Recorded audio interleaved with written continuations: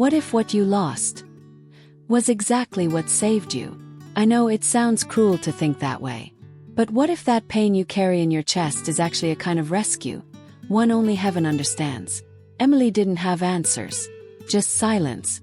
She sat on the edge of her bed, holding her breath, a crumpled letter in her hand. The room was dark, but it wasn't the absence of light that hurt the most. It was the emptiness, a silence that screamed, the kind only those who've lost something truly understand. It wasn't just a lack of words. It felt like even God had stopped speaking. She stared at the letter like it had the power to erase how she felt. But all it did was tear her up even more inside. The life she had planned collapsed all at once. No alarms, no warnings, just pain barging in uninvited. Have you ever felt like your life fell apart for no reason? Like suddenly, everything that once felt right turned into questions. Like God looked away just when you needed him most. Emily tried to pray, tried to say something, anything, but nothing came out. No words felt enough. It was like she had forgotten how to talk to God. Like she hadn't just lost someone, but lost herself. Her mind kept looping, why? Where did I go wrong? Was this a punishment? And even harder to bear, did God even care? On the wall, an old verse in a frame seemed to mock her. Those who trust in the Lord are like Mount Zion. But how do you trust when everything inside is falling apart? How do you believe when even your faith feels like it died with what you lost? That night she didn't sleep, just sat there still. The world outside kept moving like nothing had happened. Cars passing by, neighbors chatting, life going on as usual. But inside that room, inside her, everything had stopped. No more plans, no more strength, just questions. Maybe you know exactly how that feels. Maybe you've asked why God allowed that loss, that goodbye, that betrayal, that sudden change. Maybe you've felt forgotten too. But what if it wasn't forgetfulness? What if heaven was actually protecting you? Right when it felt like everything was being taken away. That night, Emily thought she was losing everything, not knowing that God was actually saving what mattered most. Before the pain there was light. Before the choked prayer, there were exciting plans. Before the letter there were promises. Emily walked the city streets with eyes full of hope. She seemed to have found the perfect rhythm of life. Freshly graduated, about to start a new job in another city, with a shiny engagement ring on her left hand and Andrew's name always on her lips. It was that kind of moment when everything just makes sense. She looked to the future with the certainty of someone who believes they're right where they're supposed to be, ready to finally reap the harvest. She and Andrew had bought a little wall frame that said, "Our home starts here," even before signing the lease for the new apartment. They were planning to move in 3 weeks, already had boxes sorted, moving quotes written down, even argued playfully over who'd get the back room for a home office. Emily's friends celebrated with her in cafes full of laughter and excitement. "You were made for this, Em. Everything's coming together." And it really was. Weekends were filled with to-do lists, date planning, dreaming out loud. Andrew would say this new chapter would be the most beautiful one yet. Emily believed him, wholeheartedly, because sometimes when everything feels too perfect, we stop noticing the signs. We close our eyes and go all in trusting. And maybe that's exactly when life decides to shake us awake. Emily thought she was at her peak. Everything seemed perfectly orchestrated, and she couldn't imagine anything going wrong. After all, she had prayed. She had waited. And now it looked like God was opening all the right doors. It felt too spiritual to be a coincidence. She was confident, happy, so sure this was it. That Andrew was the right man. That the job was the blessing she had longed for. But not every gift comes from God. And not every open door leads to the right path. If you've ever had a moment like that, when everything lined up just right until something suddenly fell apart, then you know what's coming. Maybe your story had a twist like that too. Unexpected, unfair, and seemingly without reason. Emily didn't see it coming. There were no red flags. Just another ordinary day. 2 weeks before she was supposed to leave. The phone rang. The call hit like thunder in a clear sky. The voice on the other end was strange, choked, robotic. Emily didn't get it at first. She had to ask them to repeat. Even then, her brain couldn't process it. Andrew. Accident. Hospital. Critical condition. The words floated around her like they had no weight, until one finally sank in. Critical. The coffee cup fell from her hand and shattered on the floor, but she didn't even notice. She was frozen. Time, which had been rushing forward with joy, just stopped. The hospital hallways were cold, the lights harsh. She arrived with her heart in her throat, knees shaking, and a desperate prayer she couldn't even form. But the news had already been given. Andrew didn't make it. It was quick, they said. Painless. But for Emily, time froze the moment she heard the word died. She didn't cry right away. Just stood in shock, like someone had ripped a part of her out and left only the void behind. The days that followed were a blur. Family hugged her, friends said, "I'm sorry." But nothing filled the emptiness. Nothing made sense. She looked at the ring on her finger and felt like she was living someone else's life. Everything she'd built, planned, waited for, was now rubble from a dream that would never come true. She spent hours staring at the ceiling, trying to understand, trying to remember the last thing she said to him, trying to make sense of the last message. "Love you, on my way," she replied with a heart emoji. She didn't know it'd be the last time. Grief didn't come in loud sobs. It came as a constant absence. A silence that never ended. Friends who used to be there didn't know what to say anymore. Some drifted away. Others talked too much, offering hollow comfort that only hurt more. Her family tried to be strong and supportive, but no one could reach the depth of the emptiness she carried inside. The prayers that once flowed easily became choked whispers. She tried to talk to God, but the words wouldn't come. And when they did, they came out angry, bitter. How could a loving God let this happen? That question echoed in her head day and night. She felt betrayed, abandoned, alone, and worst of all, guilty. Did I do something wrong? Did I choose wrong? Is this some kind of punishment disguised as coincidence? She started avoiding her Bible, pulled away from church. Not because she wanted to, but because she couldn't bear to hear about love and care anymore, when everything inside her screamed the opposite. How can you trust a God who allows death right when life was just beginning? How do you keep believing in perfect plans when the plan you held onto so tightly was ripped apart before your eyes? If you've ever had your faith pushed to the edge, if everything once felt senseless, unfair, heartless, you get what Emily felt. It was more than pain.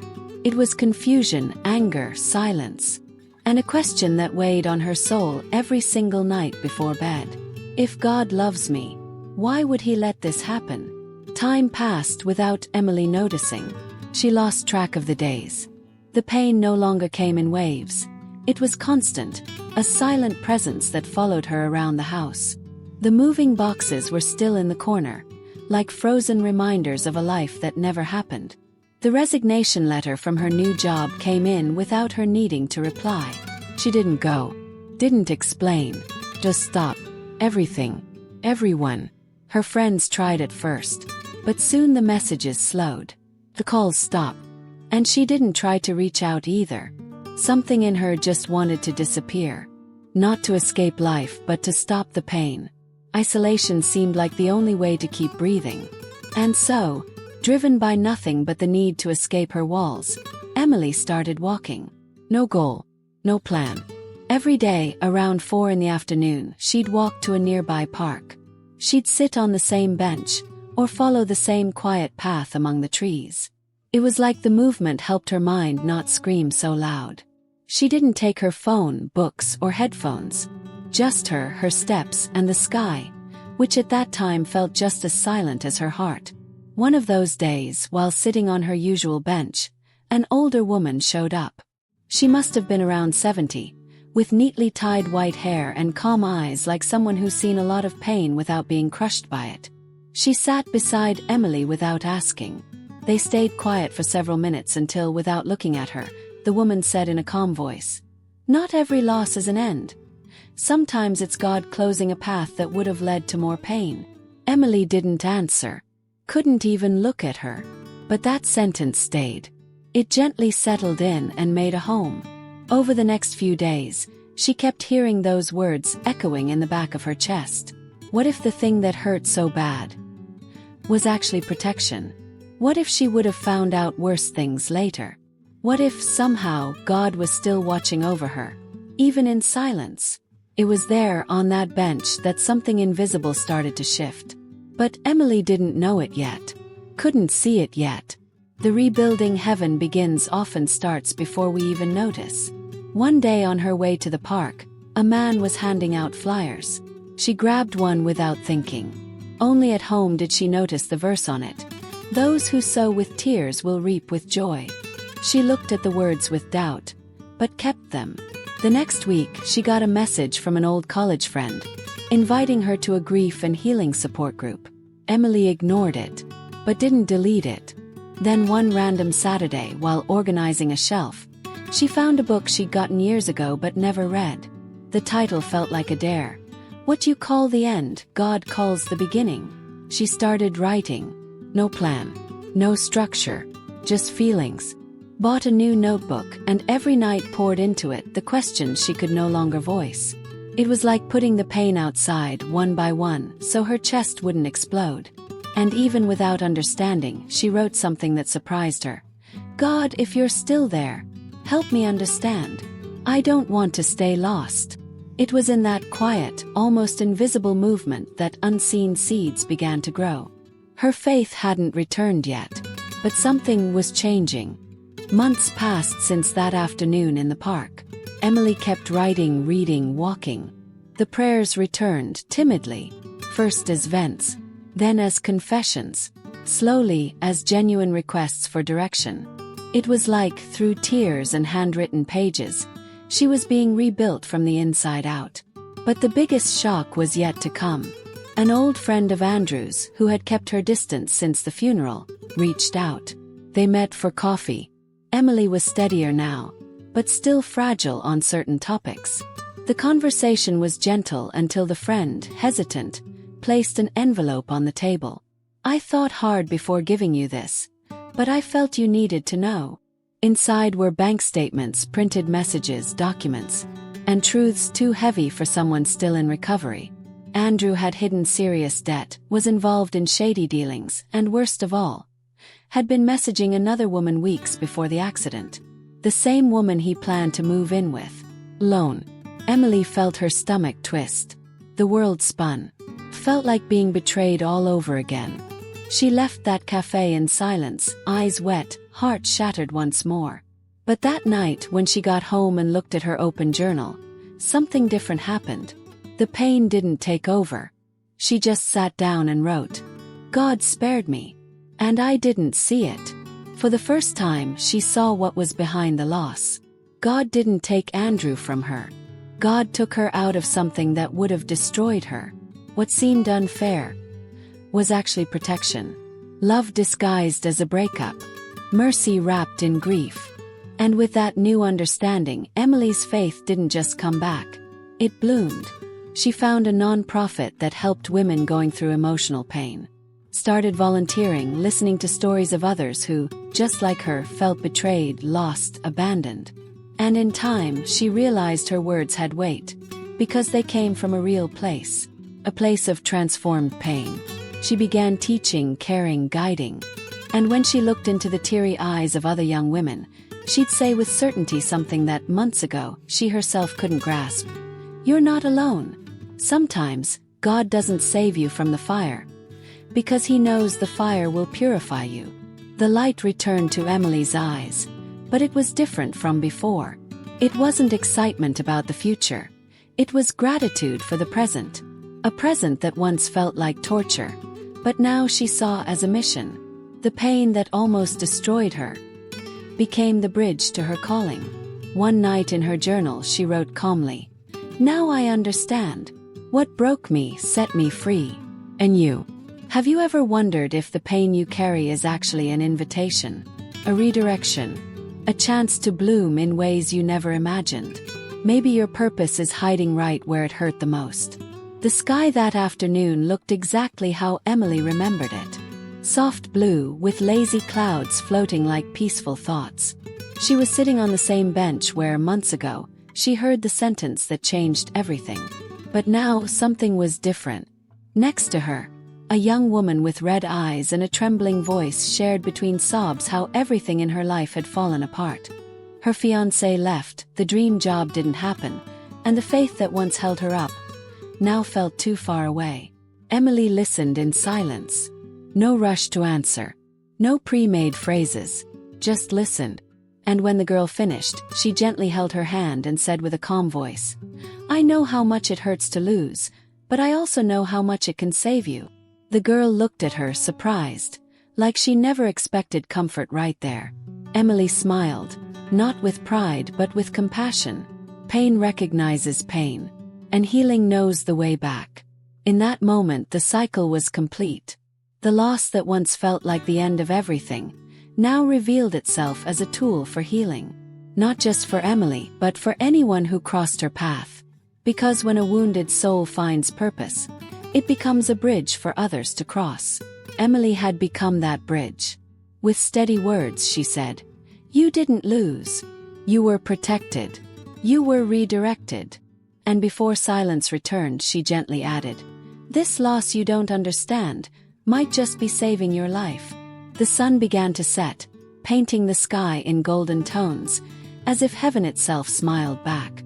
Emily stood up, looked around, and felt peace. The real kind. The one that doesn't come from the absence of pain, but from the presence of purpose. Because now she knew. God never left her. He just chose to protect her in a way she couldn't understand at the time. If this story spoke to you, maybe it's because you're also in the middle of a rebuilding. Maybe you're standing right where Emily once stood. And if that's the case, stay. Walk with us. Our channel is a place for real stories, hope, and faith that comes back even when everything feels lost. Subscribe and receive words that might remind you, you're not alone. God is still writing your ending. And if someone you love is living through this kind of silence, share this story with them. Sometimes, all someone needs is a gentle reminder. Even the deepest pain can be the beginning of a miracle.